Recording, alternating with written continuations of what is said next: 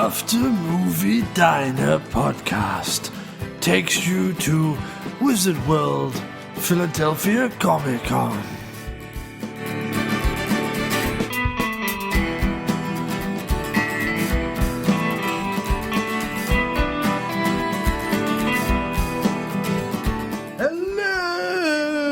Diners and Dinerettes, and we're back with this second, shortest show in a special series of mini episodes, or if you think of it in terms of human beings, dwarfs or midgets or people of diminutive size, whatever in the name of Judi Dench's sex sandwich those are. Over this week we've been sharing exclusive photographs, audio clips and videos from last weekend's Wizard World Philadelphia Comic Con. I even shared the trousers I was wearing with an elderly man for a lick of his ice cream and a get out of jail free card. Those who follow the Facebook page, www.facebook.com/AfterMovieDiner, will see that an album of Comic-Con photos are already up on that site for your viewing pleasure. I've also shared some of the truly great moments on Twitter, @AfterMovieDiner. Also, we've posted a Henry Winkler and an Andrew McCarthy video over at our YouTube site, which is youtube.com/Omno Productions. That's OMNO Productions. We had a fantastic time this year. Sadly, no one was really giving interviews, despite my rabid pleas and bribes involving giving away children we'd netted earlier as slaves, but that meant that I could, in a way, relax and experience the con in a different way to last year, simply as a guest and a fan. We took in Q&As, we got photos taken, we perused the various stalls, we purchased geeky t-shirt goodies, we did get one interview from a graphic novelist, future movie producer and entrepreneur, and we talked to a bunch of lovely folk. So none of the frantic, confused and rambling anecdotes of the frustrated journalistic podcaster this year. This year we are bringing you the fun, frivolity and attending experience right to you all week. The plan is to release at least one more awesome and exclusive Q&A recording we did, and some more videos, building up to the end of the week when I'll bring you my con diary, a few clips and the aforementioned interview. We're also asking all of you righteous geeks, nerds, fans and passionate supporters of pop culture to share your convention stories with us. Send us an email at aftermoviediner@gmail.com, a voicemail at www.speakpipe.com/AfterMovieDiner, or indeed there's an app on the Facebook page, or leave us a message on our Facebook page, www.facebook.com/AfterMovieDiner. We want to hear from you. All entries will be included in Monday's podcast, so please get sending now. But today, tonight, this morning, and right now, we present to you the man who's been the portrait of a serial killer, a chocolate-covered pretzel lover, and a Walking Dead killer. He's a rock star, or maybe that should be a rook star. He's also a bloody nice bloke. We give you the complete Q&A of none other than Mr. Michael!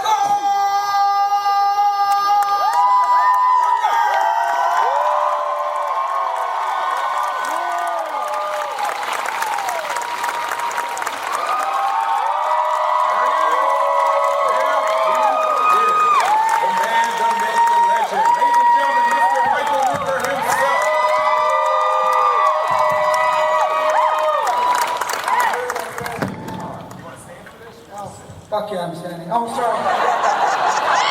Sorry, I didn't know there were children in the house. But I usually stand. I thought we were going to do an MMA fight here. Michael Rooker! Come on down. You probably bite my ear off. Okay, as you know, we have microphones set up for asking questions. One right here and one in the other aisle. If you guys are going to have any questions, you might want to start lining up in front of the mic.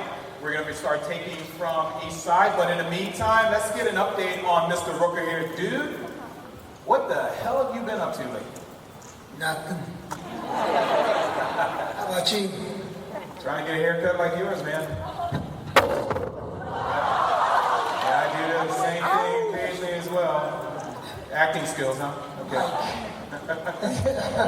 These are very durable things, you know. Mr. Rooker. How many people are out there? Give me a holler. Shit, yeah! You love it, don't you?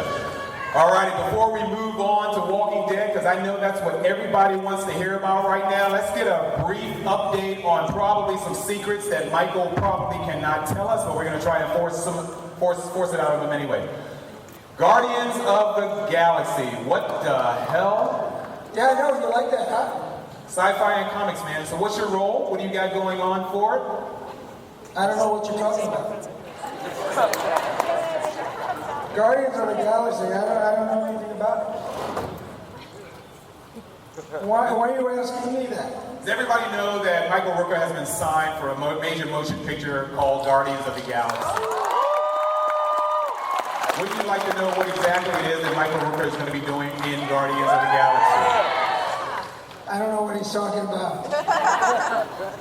There, how's that? Awesome, dude. All right, we'll get to that later. Let's go to our first question since we have a single person on this side of the room. How you doing? Go for it. How did you feel when you were selected to make your voice on Black Ops 2? I don't feel. I felt pretty good when I found out how much they were going to pay me. He's going to be my problem child. You got any more? You want to elaborate a little bit on that for us? Yeah, they paid me a lot. Sorry, dude, I tried. He's sober, that's the problem. Hi, you got a question on that side? Go for it. Out of all your interactions, like with your one-on-one reactions, like with you and Michelle, you and the governor, you and Daryl, which one are your favorites? None of them. I don't like any of those reactions. I don't like any of the relationships. Merle doesn't really care much about those people. Well, it's been nice for Michael Rooker to join us here at Wizard World. We hope all of all the actors are awesome, and we always have a good time doing the scenes. Yeah, sometimes we have to help pick ticks off each other. Especially if it's true, man. We go out running in the woods, we do these fights in the woods, we're rolling around in all that grass and crap, and you pick 3 or 4 of them off your belly or your back, so you gotta watch yourself. Yeah. That's too much information. Yes, ma'am. You got a question? Hi, Michael. Oh. I cannot stay because I have a 4-year-old. Put your mouth to the mic a little closer. Oh, it's a little high. That's okay. You got it now. There you go. I can't stay because I'm a 4-year-old here who has to pee. But I got him into watching The Walking Dead. I explained to him all about the zombie makeup and how the actors participate and the makeup artists, and now he's a die-hard Merle Dixon, Daryl Dixon, Dixon Brothers fan. So I just wanted to say thank you. Thank you. What's his name? What's your name, honey? Kaya John Henderson. Oh, very sweet. And you gotta go somewhere. You gotta see a man about a dog or something. Huh? Mom, thank you, Mommy, for telling everybody that. But we will see you tomorrow at the panel, for sure. Okay. Awesome. Over here, did you guys ever have time to pee on the show? I'm just curious. Now, we hold it on the show. In a zombie apocalypse, you either hold it or you just let it go, You can't be worrying about where the water is going. Well, you did have something you can fill up. Never mind. Hi, green sweater over here. Go for it. Hi, Mr. Rooker. I'm really fascinated with Merle Dixon and his history of drug use and drug abuse. Can you share anything with us about what you may have invented as a backstory for him or anything with the Merle did not abuse drugs. So, okay, tell me about that little cocaine packet. Merle used drugs to his liking. There was no abuse. Had no abuse whatsoever. Nothing else besides that? Just another one? Yeah, well, all I know is that Merle's drugs saved T-Dog's life. Yes, I did. Yes. Nobody ever thanked me for that. Yeah, I'm black. We don't owe you anything. Okay. Question over here. Hi. If you play any other character on the show, who would you play? Anybody else? You're asking me, Michael Rooker? I think I'd play Carl.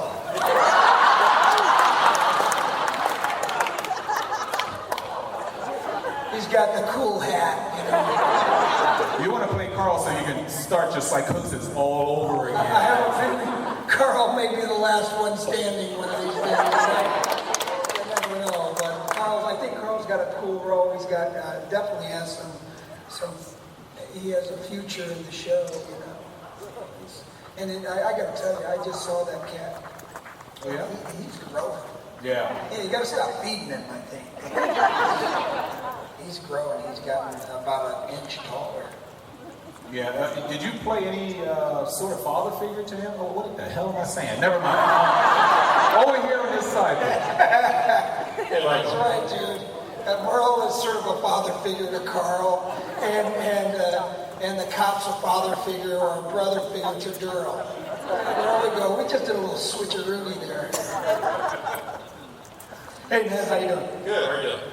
I was pissed when Merle died. I mean, you were the coolest character on the show. I just want to know. I just want to know if there's any consideration keeping Merle on, being part of the group, going to season 4. What happened to that? Merle's dead, boy.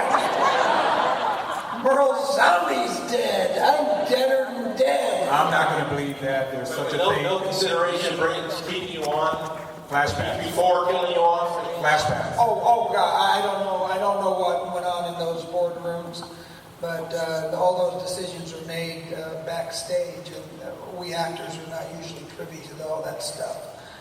We usually get maybe a week or two notice, and then we just we can get the script, and we get to, as with all our scripts, the actors usually have a little say in how we are portrayed or in the development in the certain episodes. So I for that episode I had quite a bit. I was very fortunate for that.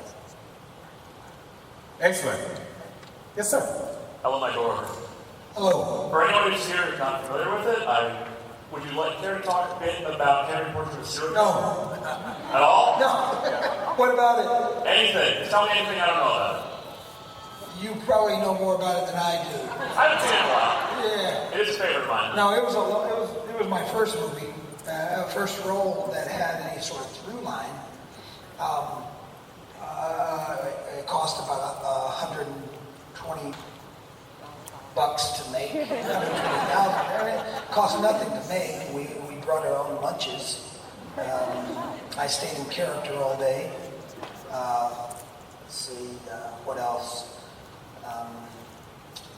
Yeah. Just a kind of independent movie. We had no permits, you know. It was sort of underground jungle warfare movie making. So it was very cool. For those of you that did not know, probably one of Michael's breakout roles was Henry, Portrait of a Serial Killer. If you have not seen it, you really want to see it, because that's some serious, in-depth acting, some quality stuff from this gentleman right here. Yes, I am kissing his butt, but it was practically an awesome movie that you guys, and in fact, when it was filmed, I don't think it came on TV until like 4 years later or something like that, right? Yeah, it didn't get released actually in theaters, and for maybe 4 or 5 years later, because there was a big fight over whether or not it was going to be rated X or unrated, or what the rating was going to be. So they wanted to rate X because of the intent, not basically because of what you see on screen, but basically because of the intent. And you know, Henry, it was, you know, based on a real guy, and we played it pretty, you know, tight. Yeah, it was a lot of things sensitive back then, because it was 1986, and between, you know, the day after, you know, which was going nuclear, and a lot of very sensitive subject matters that was showing up on television. I think they kind of said, they're not smart enough yet, so idiots. No, it took a long time to get out there, and then once it got out, you know, it came out at the same time Days of Thunder came out. Days of Thunder. Days of Thunder was in the theaters at the same time Henry was in the theaters. and also Henry the Fourth, I think, the Shakespeare thing. And there were people, they had Henry the Fourth and then the Henry Portrait of a Serial Killer in the same theater complex. People would make meat stoves and, all dressed up, would go in to see Henry Portrait of a Serial Killer and realize that, oh my God, this was not Henry the Fourth. And they were like, oh, where are we? There are ugly people in here. What you talking about? Oh, and they were like backing up, getting out of the theater. Alrighty, you have another really young. How old are you? You're 9? 9. Oh, I'm sorry. You have to go ahead and throw your question in. How do you do the makeup for The Walking Dead? I didn't do it at all. It took the makeup artist about 2 hours to do my zombie makeup. The other makeup, the prosthetic with Merle, and just the normal makeup is nothing really. We just we have this stuff they squirt into our hands, and then we just smear it on our faces and our shoulders and arms, and they call it sexy dirt. So we do our sexy dirt, and then we do whatever bruises or scrapes or scratches we have on us, and then we go out, and the next thing we do is we spray I pull up my pant leg and we spray my boots and stuff with some sort of DEET, just to keep the ticks and the fleas out from getting up inside my leg, under my pants, and then I spray around my belly, and then we spray a little bit around my neck, and then we go, and we run out into the woods, and it doesn't even matter. They get on us anyway. Man, I bet you guys really smell bad. Okay. No, the stuff smells bad. It's just not very good for you. It's just not very good deed, yeah. Yeah. Over here, red shirt. Michael, big fan, awesome work. I have a question for you now that you're not going to be on the show. What is going to be the one thing that you miss the most? The paycheck. Other than the paycheck. Craft service. The paycheck, craft service, in order. Let's see, the actors, you know what, you get to know a lot of people on these things, and you get to become friends, and so when you're saying goodbye, it's your last day or your last week. It was pretty damn moving, I have to say, but I had already adjusted to the fact that I was leaving before anybody else did. Other people were like,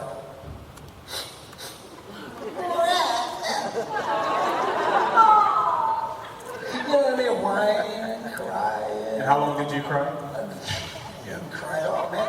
I was like, God, thank you. I don't have to wear that arm again.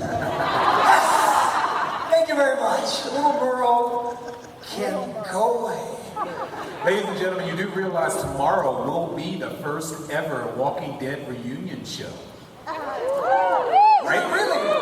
It will be the Walking Dead reunion show because everyone else, other than Daryl, is off the show. Wow. You all are dead. What do you know about that? Dead as a doornail. So it'll be the show of the dead. Yeah, well, we did this in New Orleans, but not all of you were dead. The dead. There was only one of you dead in New Orleans. Yes, ma'am. I see you over there. Hello, Michael. Hello. Hi. I really loved season 3 because we got to see so much more of Merle. He got to develop a lot, and I was just wondering, what was the most fun you had while filming season 3? Die. Shush it.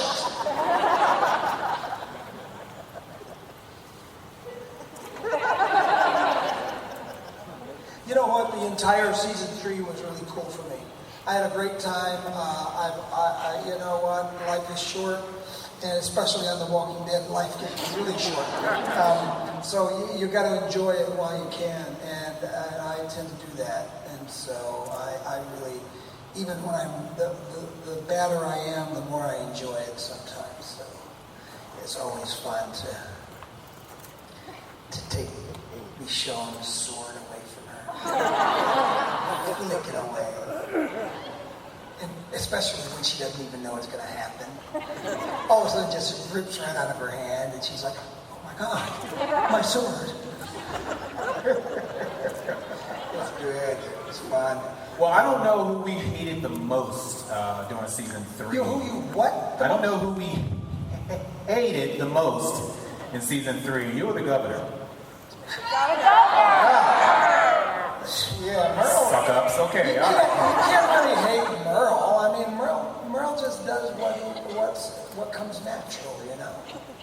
That'd be like disliking a wolf from biting your arm off. More like wolf with rabies, I'm assuming. That's right, man. Alrighty, where are we? On this side now, I think? We took Yeah, I think we're over here. Hi, Michael. Hey. I was wondering, would you like some chocolate-covered pretzels? Who told you to say that? I know somebody told you to say that. Do you have them with you? Bad girl, bad. Chocolate-covered pretzels. So what's the story on chocolate-covered pretzels? Nothing. There's nothing about chocolate-covered pretzels. We don't want to hear anything about chocolate-covered pretzels. From this point on, I'm assuming you will accept chocolate-covered pretzels for an autographed photo down at your table. I love chocolate-covered pretzels. Don't get me wrong. I do. I love the dark chocolate, and they're delicious, and I can't control myself when they're offered. I love them. This I want to see. Please, And someone. so, in a little movie called Mallrats,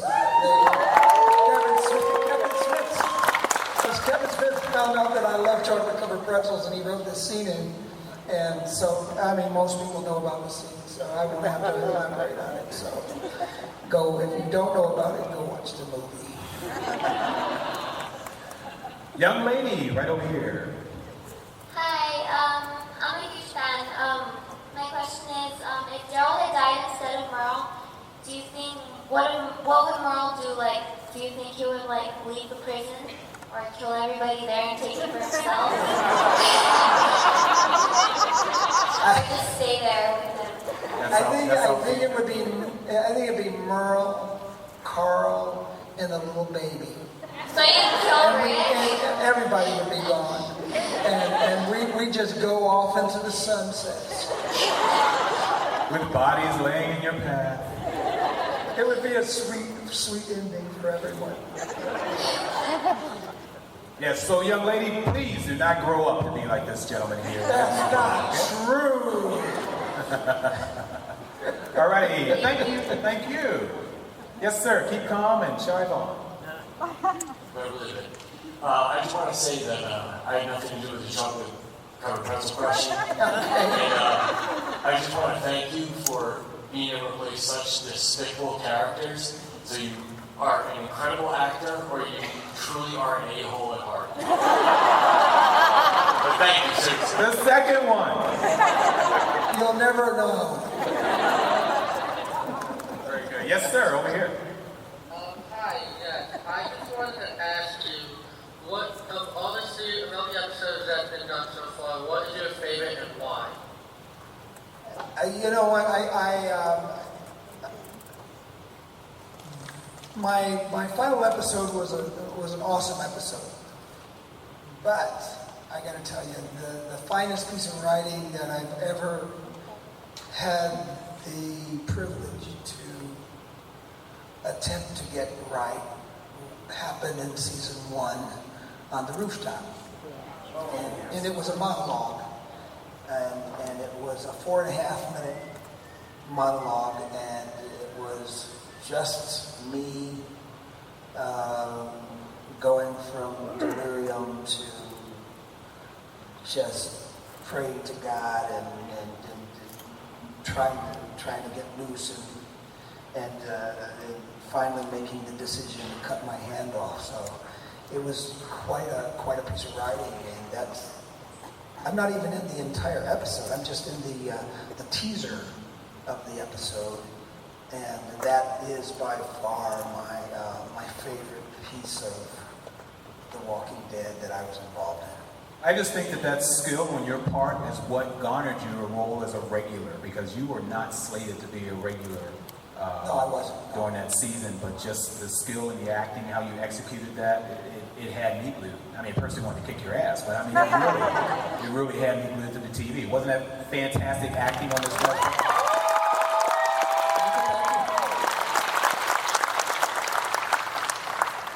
Yes, ma'am, over on this side here.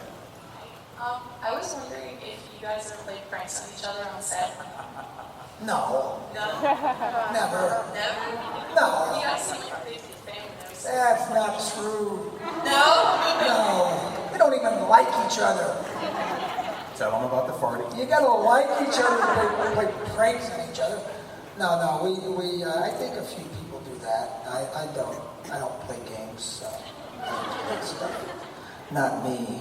Michael Rooker, I would never play any pranks.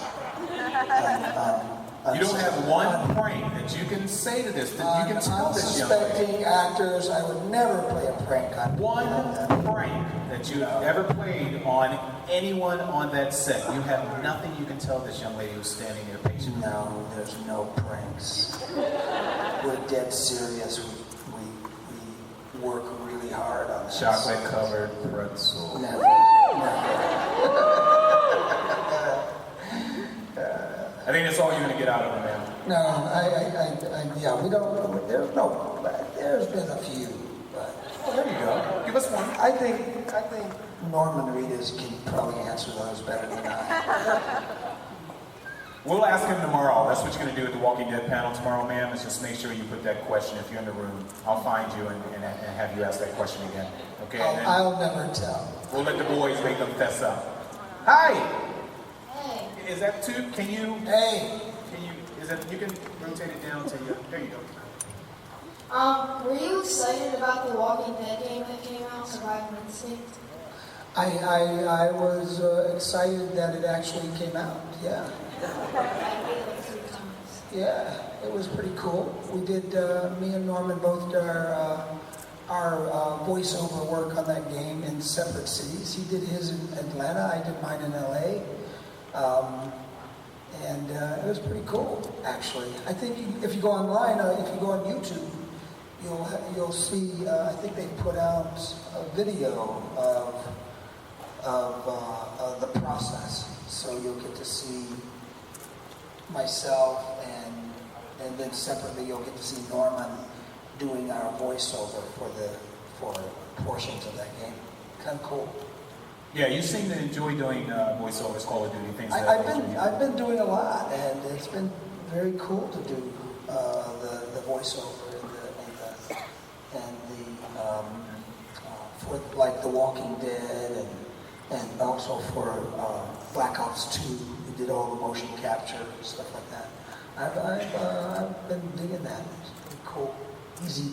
It's not that it's easy work. I mean, it's easy work, but it's just a lot of fun. Working with the producers and directors of that portion of our business has been kind of fun and intriguing for me. So I've been digging it. Cool beans.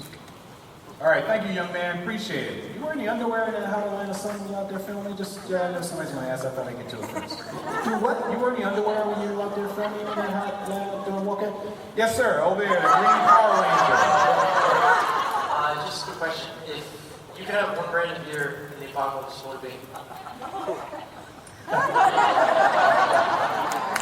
You know what? A lot of people are surprised by this, but I don't drink beer. It's just a bit too carbonated for me. I don't like it too much. I'm more of a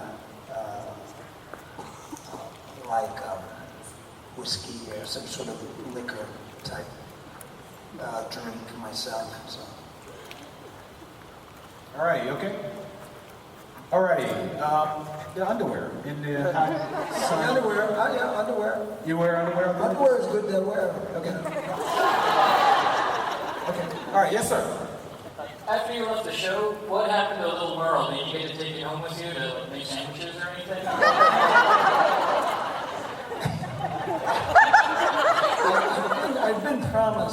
little Merle, or at least one of them. We had several little Merles. We had little Merles that are made of just rubbery stuff. We had little, the entire thing was rubberized so that, people wouldn't get smashed across the head during the big fight scenes. And then we had little Merles that were the real deal when Michonne swings her sword down trying to chop my head off. I block it with my one knife and my little Merle. I come up into an X and block it, sweep her blade away. And that one had to be really hardened, and it was aluminum and metal, and the knife was real. And so, and then there's two other kind that are more plasticky with little rubberized tips. So there's several of them. So I don't know which one they're going to give me. Maybe I'll find out one of these days, when they're tired of them, and they said, what are we going to do with these things? I'll find something on my doorstep. I don't know. We'll see. I hope so. I'd like to have at least one version of Little Merle. That'd be kind of cool. You steal anything from the set when you left? Mostly, yeah. I try to take as much as possible without them saying, no, you can't have this, Rooker. Yeah, that's more your nature, all right. Okay, hi, over there. Hi. My little Batman buddy wants to know if you'll have a shot with him later. He says you owe him for kicking him in the face during our photo op. You tell that guy that he deserved it. That's what he gets for being made up of cotton and fabric. All right, thank you, ma'am. Nice talking to you, your friend. Yeah. Yeah, little Batman. Yeah, she's carrying her. That was a good kick too. I smacked the hell out of him. Yes, sir. Go ahead. Merle being the opportunist that he was, do you think that if he had succeeded in his attempted redemption and killed the governor, that he would step into the governor's place, and if so, how would he have run the town?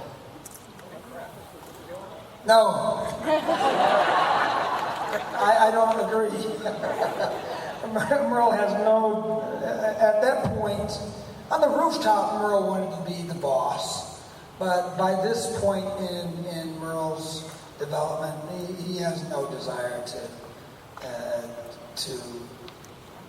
be the boss of Woodbury or any other Woodbury, Yeah, I ain't buying that. Yeah. I think you enjoy those gladiator fights for one thing, so the only way you can continue the gladiator That's true. fights. I love the gladiator fights, yeah. Gladiator fights were cool. Yeah. But, maybe I'd have my own gladiator fights right now. Merle versus Merle. Okay. All right, thank you, sir. All righty, right over here. You're very awesome, but besides, when they decided to kill you off, like in the show, did you get to decide, like, how you would die, or if you would die, or did just the writers decide everything? Good question. I got to have my say, and we talked a lot about it, and we worked out the way that I was going to go. And my main concern was to make sure that Merle came into the show as an ass kicker.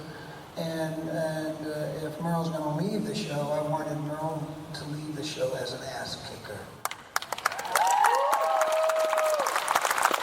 So, with that being said, we staged it so that there was a major, it was much more of a major beatdown before the governor grabbed me.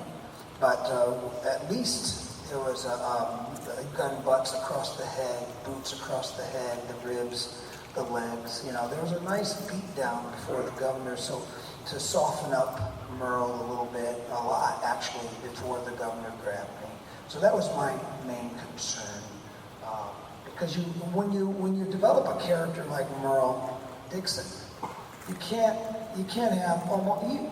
have just anybody taken down. And if he's going to be taken down, he's got to go down fighting. And he's got to go down in a major kind of physical kind of way. He's not just going to give up. So that was very important and for me as the actor. And they eventually agreed. They weren't sold on it in the beginning, but eventually they agreed, and we had a pretty major beatdown before the governor snatched me. And so that satisfied my real needs for making sure Merle was half beat to death before the governor snatched me up. So to answer that question, I had a lot to say about how I was going to leave.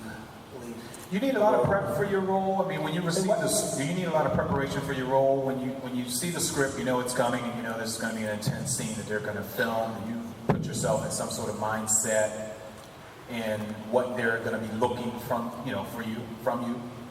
I don't really much care about what they're looking for from me.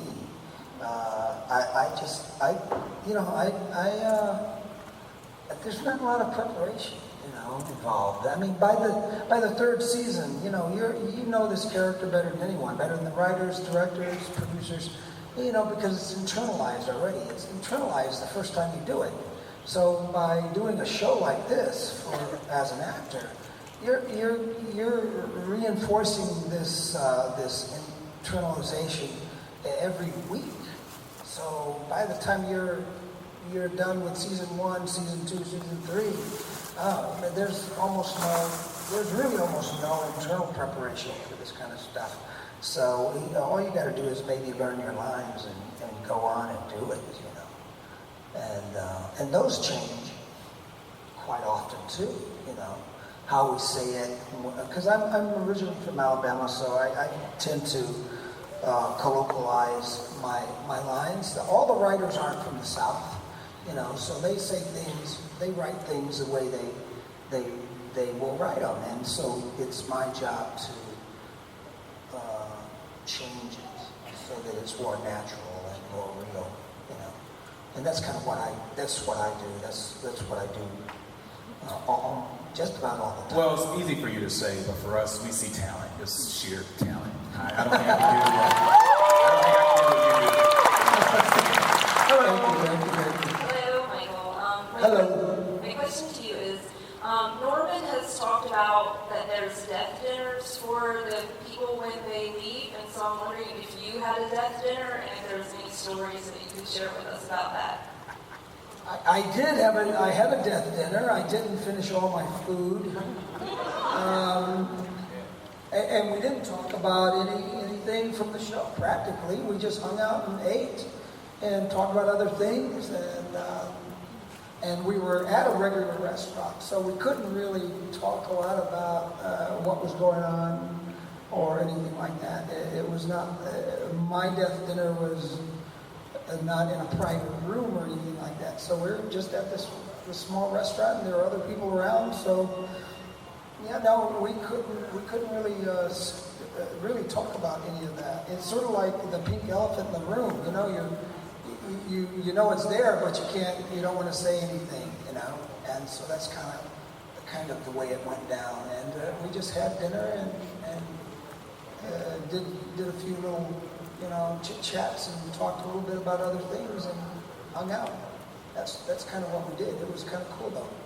It's always fun to get everybody together, because everyone lives in different parts of Atlanta, and me and Norman lived in the same neighborhood, but other people live all over the place. So to get us all together in one space outside of work was kind of cool, and that's probably that's like the only time we ever get to do that. You moved back to LA though. You're back in LA. I live in LA. Yeah. But Norman's still in Atlanta. Right. Exactly. Well, when you're working on the show, I was over there for about 7 months during season 3. 7 months. Thank you. Thank you. Hello. What's up, dude? Hello. How you doing, Mike? I know we're talking a lot about Walking Dead. It's a great show. I love the show. But you also played a part in my favorite movie of all time. You played McMasters in Tombstone. How was it acting with Val Kilmer, Kurt Russell, Sam Elliott, all those other guys? why the heck did you go up on that mountain by yourself? You knew they were going to kill you. You know what? There are other scenes that were edited out that helped to tell that storyline, and I never understood why I was there. It was like, and even with the other scenes, it was still kind of far-fetched for one man to go up there. But you got to know that all these guys knew each other. You know, all these cats knew it. It would be like me going and having dinner with all the people from The Walking Dead. You know, you all know each other, and so you don't really expect to be slaughtered. You know, you don't go in there knowing you're going to be slaughtered. You go in there thinking, you guys, I'm gonna hang out and have a beer, have a whiskey, and talk with you guys, and we're going to try to hash things out and make everything cool. And so that's why that happened. But yeah, you just, a lot of people don't understand. I mean, that all the cowboys and the Earps and all these people, they all knew each other. And they were all friends, pretty much, except for when they started killing each other. Alrighty, these are going to be the final 5, or now the final 4 questions right now. So if you don't mind, Final 4. It's not basketball either. Final 4. So if you don't mind, if you could, get up with. Let's do my famous. Yeah, one answer. We're going to do 10 questions. 5 on this side, 5 on this side. Go. Go ahead, ask. How long did it take you to put on that prosthetic makeup? 7 hours. Next. Been in a lot of movies. What's your favorite film, Merle, and why? 8 Men Out. I got to play baseball all day long. I was going to say thank you so much for your performances. That's not a question. I know. I wanted to ask, how have the fans affected you? Do you have any interesting stories? Love the fans. Well, I'm also Today, what would you be doing? Digging a ditch or in prison. That's a good chance. All right, Tommy Farley thing. You have little Merle action figures sitting in your car or anywhere where you have them on display? I bring them to my shooting range and I shoot their heads off. Next. Anybody from the audience? Question. Come on, bring it up. Question. What? Who would play Merle's dad? I don't know. Who do you think? John Boyd. Next. Go ahead, ma'am.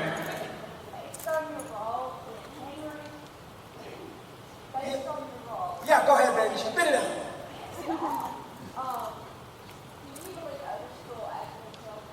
I don't care. Next. What's your favorite color? Come on. What's your favorite color? Go ahead. What about it? It was fun. Next. Anybody over here? Just get up in front of a mic. Why are you sporting the mohawk? What? Why are you sporting the mohawk? Why are you sporting the mohawk? None of your business. Next. What's your favorite band? I don't listen to bands. Is it Skinner? You don't listen to Skinner? I love Skinner. All right, ladies. Kings of Leon. They better stop drinking, though. Next. If you could have any tattoo, what would you get?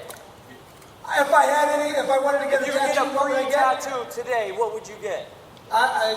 You know what? I don't have any tattoos on my body. I probably never will have one. Thank you. Next. Top or bottom?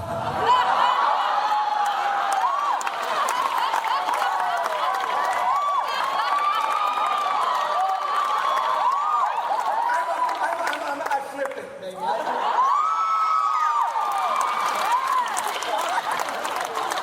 I apologize to all the children in the audience. I have absolutely no idea what he's talking about, and remember that.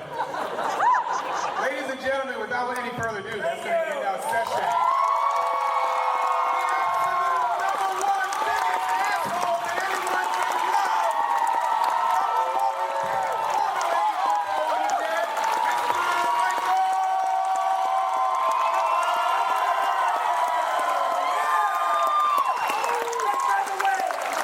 Back to my table. There are men, and then there are second unit podcast men. The podcast you've just been listening to is part of the Second Unit Podcast Network. Find all of our shows at 2upn.blogspot.com or on Facebook under the Second Unit Podcast Network. Our fantastic list of shows include Drunk on VHS, We Came from the Basement, No Budget Nightmares, The After Movie Diner, Dr. Action and the Kick-Ass Kid, and Bloodbaths and Boomsticks. Take one podcast into the shower. Don't be a blithering idiot, Alan. We can give you the multiple podcast cleansing system all in one place that your hair deserves. Our programming is available across all platforms from iTunes to Podomatic, TalkShoe to Stitcher, so you have absolutely no excuse. Listen today, and a free naked person of your choice will be shipped from Thailand to your door in a matter of weeks. The Second Unit Podcast Network, bringing you the action and leaving the boring stuff to the other guys. Bloody hell. Who does a girl have to blow around here to get a decent beverage?